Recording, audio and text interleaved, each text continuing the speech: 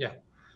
Los desafíos que presenta exclusivamente el proceso de evaluación, no solo en entornos virtuales, sino inclusive en la manera presencial, primero es entender qué es evaluación para un docente.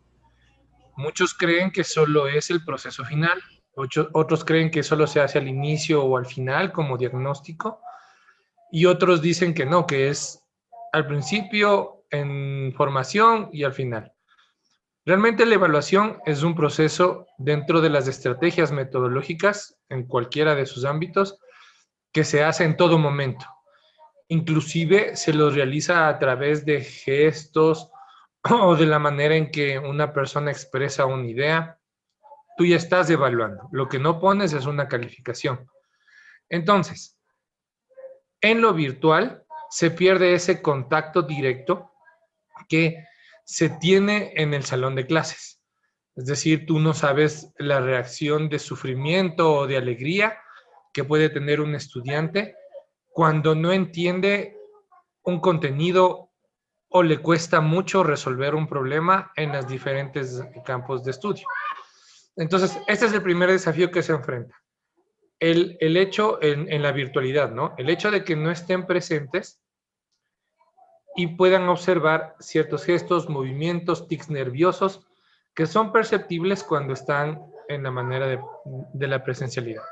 Es el primer desafío en la evaluación virtual. El segundo desafío es que, sobre todo en los niños más pequeños, los padres, los hermanos mayores, están presentes junto a ellos y entonces los niños empiezan a responder lo que su papá o su mamá o su pariente le dice que debe responder y no desde su conocimiento o de su contexto. Por lo tanto, el proceso evaluativo, desde el inicio hasta el final y en todo momento, se pierde, porque los papás no quieren que su hijo tenga una nota baja, porque los papás no quieren que su hijo no sea reconocido como uno de los mejores estudiantes. Eso produce el segundo grave desafío que debe enfrentar la evaluación virtual. Tercero y último, es que los maestros aún pensamos que la evaluación se debe realizar de una manera de calificación, no a través de juegos, no a través de aplicaciones que la virtualidad nos ayuda, y que muy pocos de los docentes, en un porcentaje muy bajo, tal vez de un 15 al 20%, son aquellos docentes que han investigado plataformas donde puedan aprender los niños, tener un proceso de evaluación, manejarse con clase inversa o cualquier estrategia metodológica que se utilice, y por lo tanto tratamos de seguir evaluando de la manera como lo hacíamos de manera presencial. Es decir, aunque la pandemia nos obligó a entrar a estos ámbitos virtuales, todavía nos falta a muchos docentes el investigar más qué tipo de herramientas podemos utilizar para todo el proceso de clase, no solamente para la evaluación.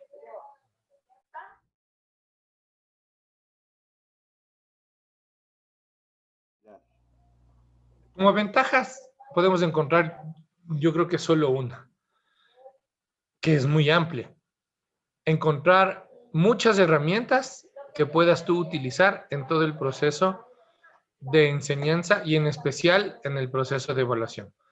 La gran cantidad de herramientas que están disponibles en la red, gratuitas o no, son un campo amplio donde los docentes pueden utilizarlas de muchas maneras,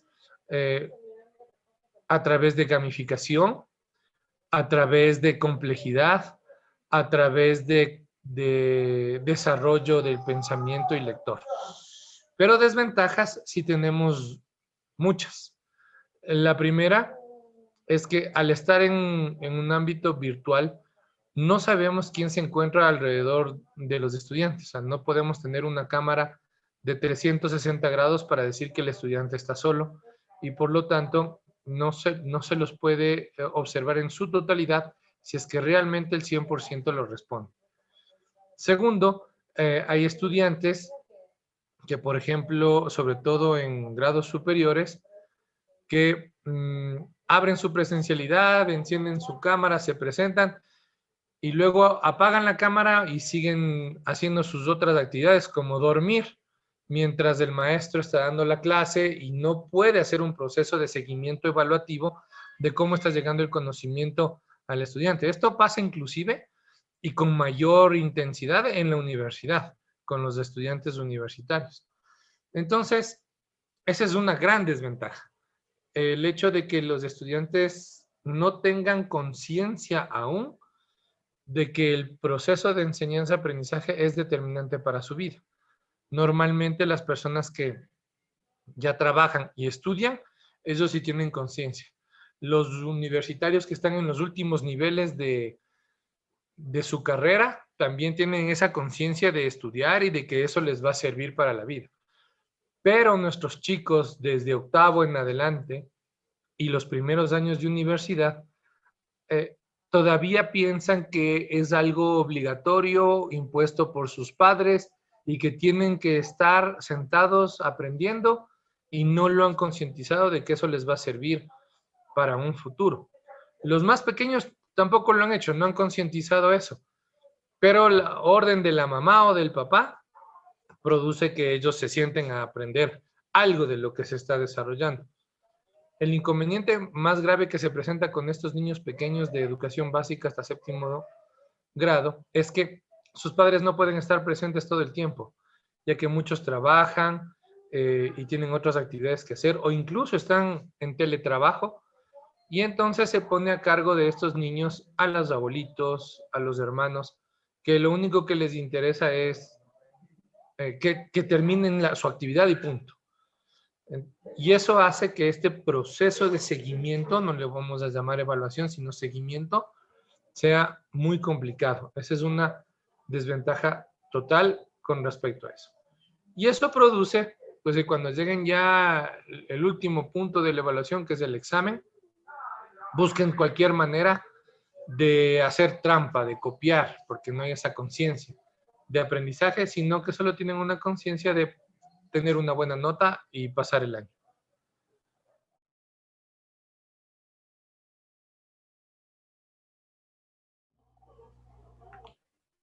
Lo primero es entrenar a los chicos, como la primera recomendación es entrenar a los chicos en procesos evaluativos continuos, es decir, utilizar las herramientas que voy a usar dentro de las evaluaciones finales, también en las diagnósticas y también en los procesos de formación. Cada vez que termine un ciclo del aprendizaje o que termine una sesión de clases, pues que los chicos se vayan acostumbrando a resolver problemas del mismo estilo, a resolver inquietudes que se presenten dentro de la clase y que puedan utilizar las mismas herramientas digitales para que cuando les toque ya enfrentar al examen, no a la evaluación, sino al examen, los niños y los jóvenes tengan la seguridad, la confianza de que ya manejan el sistema. Es decir, primero, no buscar una herramienta en último momento que puede ser excelente, muy buena, pero que los estudiantes no estén acostumbrados a utilizarla para que no haya esa fricción o ese choque que les permita a ellos estar acostumbrados y poder responder rápido. Esa sería mi primera recomendación.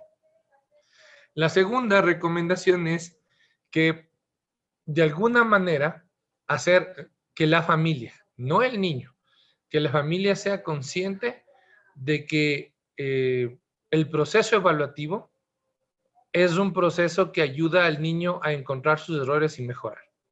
El Ministerio de Educación del Ecuador tiene ya una normativa de evaluación donde hay las rúbricas adecuadas que básicamente regalan puntos.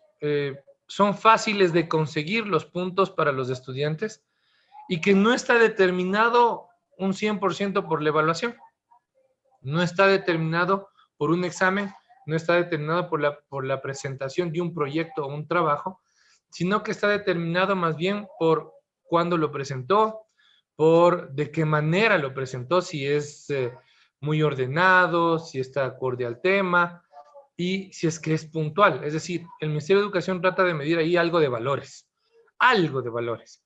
pero es mucho más importante el saber si el contenido llegó a la mente del niño, a ver si el contenido, la destreza con criterio de desempeño, realmente desarrolla un criterio de desempeño en el pensar de los niños. Entonces, hacerles concientizar a los padres de familia de que un examen no determina todo el proceso de aprendizaje, sino que hacer que toda la familia se involucre en qué falta, en qué error está cometiendo el estudiante para poder corregirlo directamente. Eso implica que se trabaje mucho en familia, que haya reuniones de los tutores con los padres de familia, con los estudiantes, no solo para medir cómo va la pandemia, cómo está la parte afectiva, sino inclusive para medir cómo van cada una de las áreas y cómo se van desarrollando en esos aprendizajes. Esa sería la segunda recomendación, ¿sí? Involucrar a la familia, que ahora es mucho más sencillo que cuando estamos en la presencialidad, donde a veces las instituciones educativas llamamos a escuela para padres, y solo si es que lo ponemos de manera obligatoria o tal vez obsequiando puntos, los padres asisten, porque si lo abres de una manera opcional, normalmente no acuden. Esas son las dos principales recomendaciones. La tercera, y que sería la última, a veces hay estudiantes que no tienen acceso al Internet, que no tienen acceso a estas aplicaciones. Entonces, no podemos dejar de pensar en esos chicos. Tendríamos que hacer también procesos de enseñanza-aprendizaje evaluativos que sean impresos, es decir, que los estudiantes puedan acercarse a la institución educativa a recoger folletos impresos o lo que sea necesario para que puedan ellos continuar con su proceso de clase y comunicarse con el docente a través del WhatsApp o de vía telefónica si es que tienen acceso. O si no, directamente regresar a la institución educativa y dejar los trabajos y accesos que se puedan tener de estos proyectos que se implementan.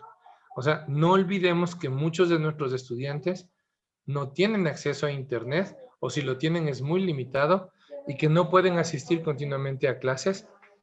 Entonces hay que buscar la manera de acompañarlos también en eso. Estas serían las tres principales recomendaciones que podemos darles a los docentes para tener un mejor acercamiento en educación. Listo, David. Listo.